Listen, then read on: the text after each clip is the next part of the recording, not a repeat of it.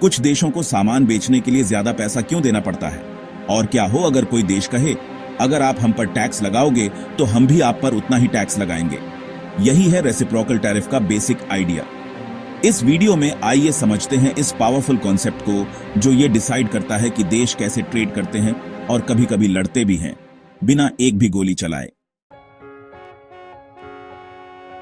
Tariff एक tax होता है जो इंपोर्टेड सामान पर लगता है। मान लीजिए कोई देश बाहर से गाड़ियां मंगवाता है तो वो उस पे 20% टैक्स लगा सकता है। इससे विदेशी गाड़ियां महंगी हो जाती हैं और लोकल इंडस्ट्रीज को फायदा होता है। अब रेसिप्रोकल टैरिफ का मतलब है, अगर आपका देश हमसे सामान बेचने के लिए 33% चार्ज करता है तो हम भी आपसे 30% चार्ज करेंगे। इंटरनेशनल ट्रेड में बराबरी का खेल बनाने का तरीका है ये। मतलब कोई भी देश कम इंपोर्ट टैक्स का गलत फायदा नहीं उठा सकता और दूसरों पर ज्यादा टैक्स नहीं लगा सकता। देश रेसिप्रोकल टैरिफ का इस्तेमाल अपने देश के इंडस्ट्रीज को बचाने के लिए, फेयर ट्रेड डील्स को एनकरेज करने के लिए और ट्रेड इम्बैलेंसेस का जवाब देने के लिए करते हैं।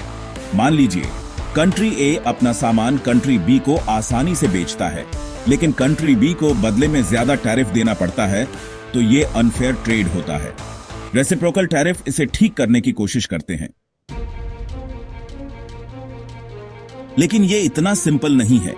रेसिप्रोकल टैरिफ ट्रेड वॉर्स शुरू कर सकते हैं, कंज्यूमर्स के लिए प्राइसेस बढ़ा सकते हैं और ग्लोबल कोऑपरेशन को नुकसान पहुंचा सकते हैं। याद है यूएस चाइना ट्रेड वॉर?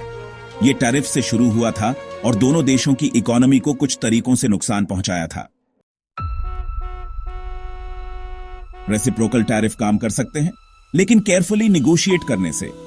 ये फेयरनेस को एनकरेज करते हैं, लेकिन टेंशन भी पैदा कर सकते हैं। ग्लोबल इकोनॉमी में बैलेंस बहुत जरूरी है। ज्यादा प्रोटेक्शनिज्म सबको लॉन्ग रन में नुकसान पहुंचा सकता है। तो अगली बार जब आप न्यूज में टैरिफ के बारे में सुने तो आपको पता होगा कि इसका असली मतलब क्या है। और अब आप समझ गए होंगे कि रेसिप्रोकल टैरिफ सिर्फ टैक्सेस नहीं है, ये ग्लोबल स्ट्रैटेजी के टूल्स हैं। अगर आपको ये वीडियो पसंद आया तो लाइक बटन दबाएं, इस वीडियो को शेयर करें और क्यूरियस क्वेस्ट विथ राहुल को सब्सक्राइब करें।